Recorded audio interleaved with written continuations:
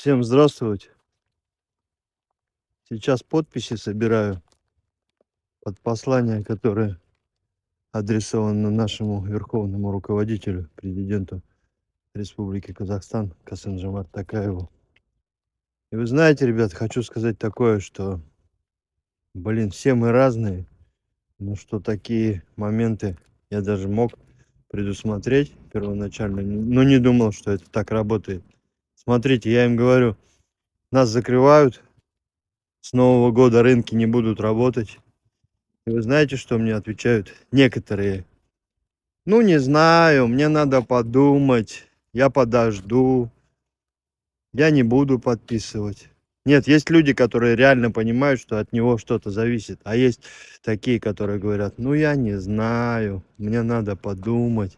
Ждуны, так называемые. Ну,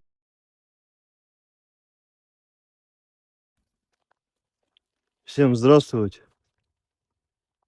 Сейчас подписи собираю под послание, которое адресовано нашему верховному руководителю, президенту Республики Казахстан Касым-Жомарт Токаеву. И вы знаете, ребят, хочу сказать такое, что, все мы разные, но что такие моменты я даже мог предусмотреть первоначально, но не думал, что это так работает. Смотрите, я им говорю, нас закрывают, с Нового года рынки не будут работать. И вы знаете, что мне отвечают некоторые?